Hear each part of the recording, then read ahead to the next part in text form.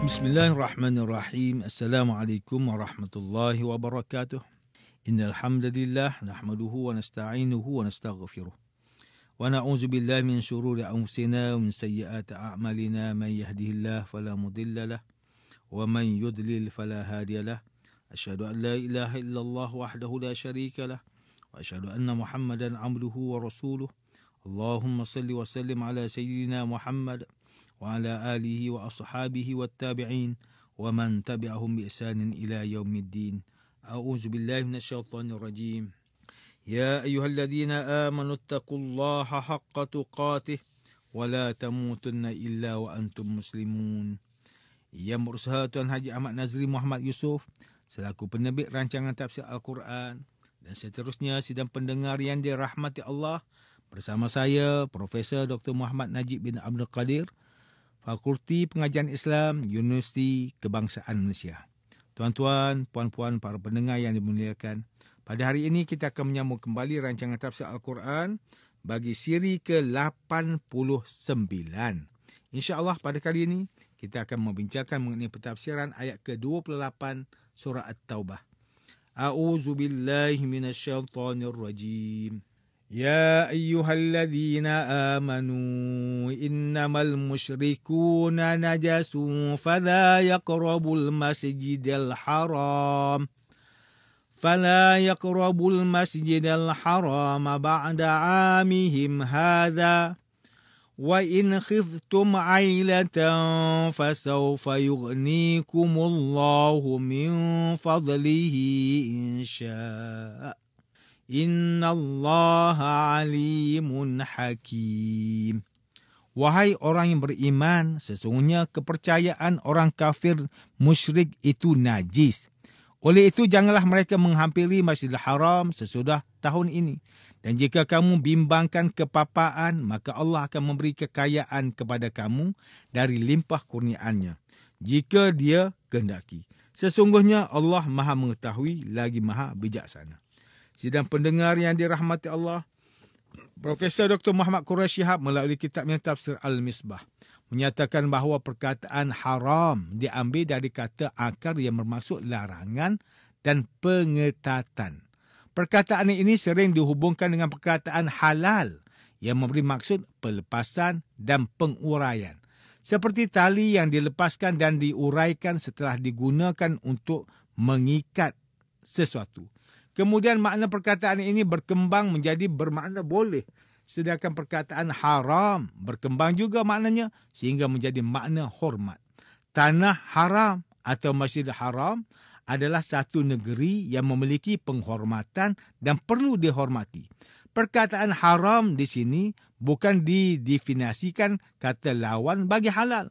Kita semua mengetahui bahawa semakin dihormati sesuatu perkara itu, semakin banyak pula larangan berkaitannya.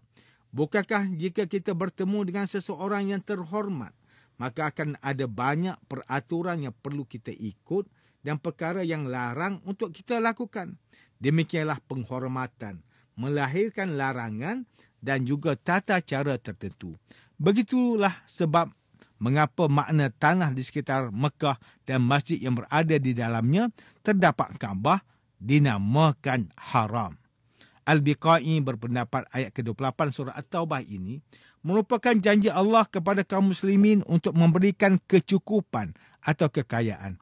Ia terbukti setelah 3 tahun dari turunnya ayat ke-28 surah At-Taubah. Kaum muslimin berjaya menakluki Parsi dan Rum serta memperolehi harta rampasan yang banyak.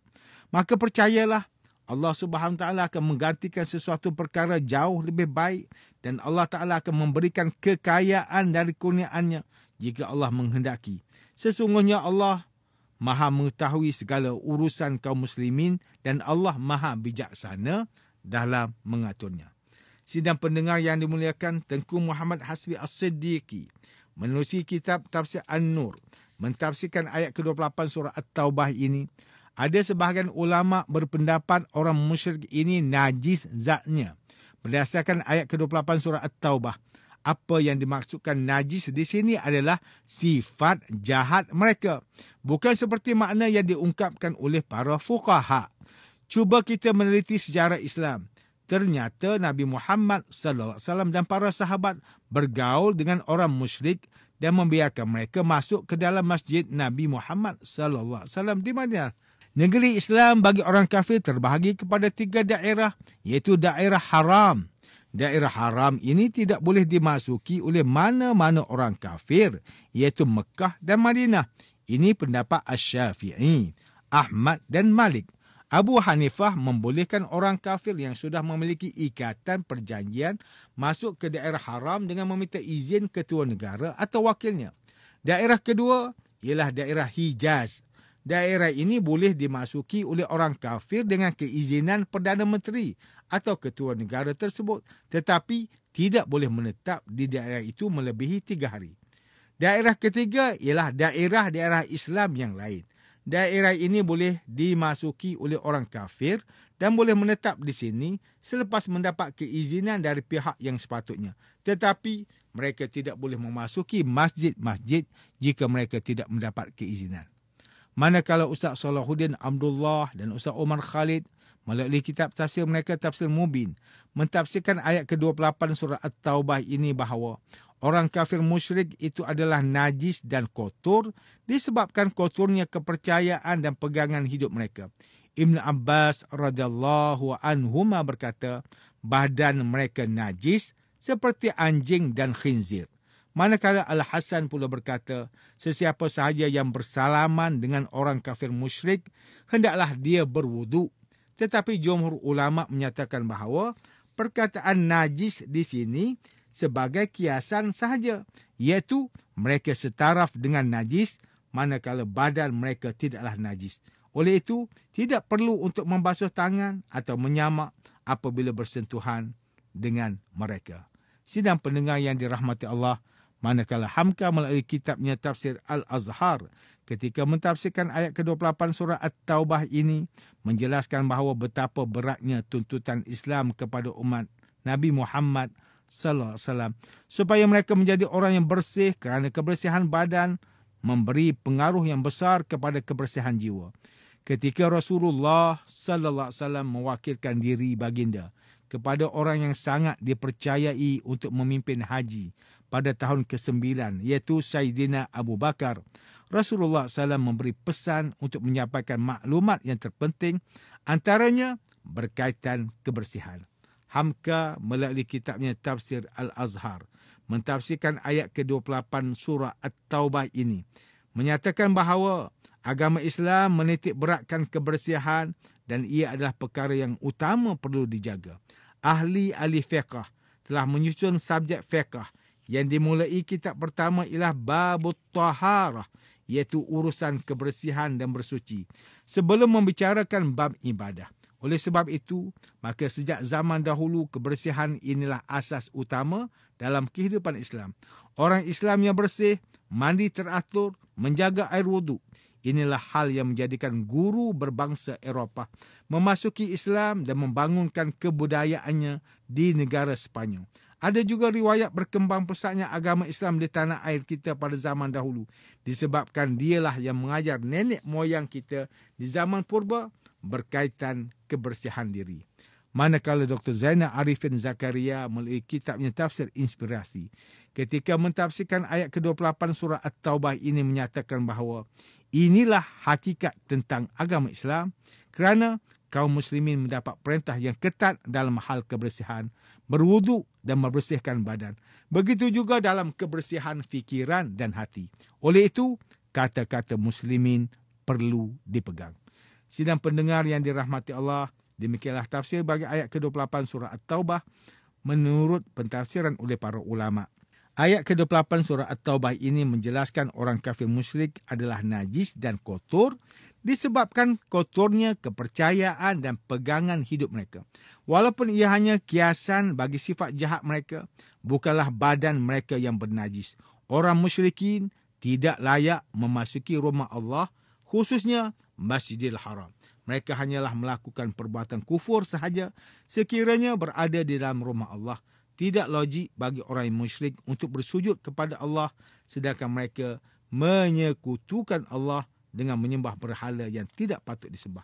Ayat ke-28 surah At-Taubah ini menunjukkan kepada kita mengenai Allah Subhanahu Wa Taala melarang orang musyrikin memasuki Masjidil Haram secara tegas, menunjukkan kaum muslimin tidak boleh memberi keizinan kepada mereka untuk memasukinya, khususnya ketika umat Islam menunaikan ibadah haji.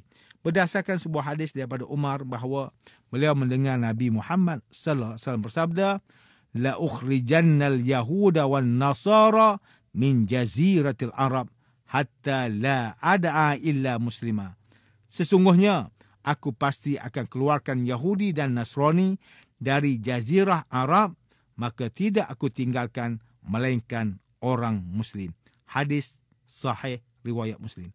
Pada ayat ke-28 surah At-Taubah menjelaskan juga bahawa kaum muslimin tidak perlu bimbang akan terputusnya hubungan dagangan dengan orang musyrikin kerana Allah Subhanahu Wa Taala yang mengatur semua urusan setiap manusia di dunia. Allah Subhanahu Wa Taala akan mengurniakan kekayaan yang lebih baik jika Allah Taala menghendaki.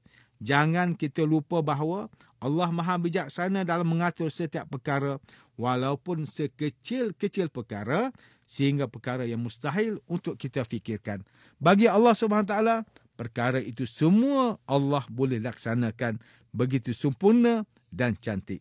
Sidang pendengar yang dimuliakan, antara pengajaran yang boleh kita ambil daripada tafsir ayat ke-28 surah At-Taubah ini, pertama, umat Islam perlu menitik beratkan hal kebersihan dan bersuci kerana jika kita meneliti ayat ini, Rasulullah sallallahu alaihi wasallam memberi arahan kepada Abu Bakar untuk menyampaikan maklumat kepada jemaah yang menunaikan haji untuk menjaga kebersihan diri dan bersuci. Kebersihan ini merupakan perkara asas dan perkara utama yang perlu dititik beratkan oleh setiap kaum muslimin. Kedua, ada sebab mengapa Allah melarang orang musyrikin untuk memasuki Masjidil Haram. Orang musyrikin yang hendak memasuki rumah Allah, mereka ini akan melakukan kekufuran sahaja kerana tidak ada dasar yang benar di dalam iktikad mereka. Hal ini merupakan isu akidah. Umat Islam perlu berhati-hati dan sentiasa melindungi masjid yang ada daripada dikepolot oleh mereka yang musyrik. Walau bagaimanapun, mereka boleh memasukinya dengan keizinan pengurus masjid yang diketuai orang Muslim tanpa sebarang agenda politik dan lakonan untuk memusnahkan rumah-rumah Allah. Ketiga, Allah Subhanahu Wa Taala yang mengatur semua urusan setiap manusia di dunia ini. Allah Subhanahu Wa Taala akan mengurniakan kekayaan yang lebih baik jika Allah Taala menghendaki. Jangan kita lupa bahawa Allah Maha Bijaksana dalam mengatur setiap perkara, walaupun sekecil-kecil perkara, sehingga perkara yang mustahil untuk kita fikirkan. Bagi Allah Subhanahu Wa Taala, perkara itu semua Allah boleh laksanakan begitu sempurna dan cantik. Sidang pendengar yang dirahmati Allah, sekian sahaja rancangan tafsir Al-Quran pada hari ini. Semoga kita semua mendapat manfaat daripada perbincangan ilmu ini. InsyaAllah, mudah-mudahan kita akan bertemu lagi pada siri rancangan tafsir Al-Quran yang akan datang. Wabillahi taufiq wal hidayah.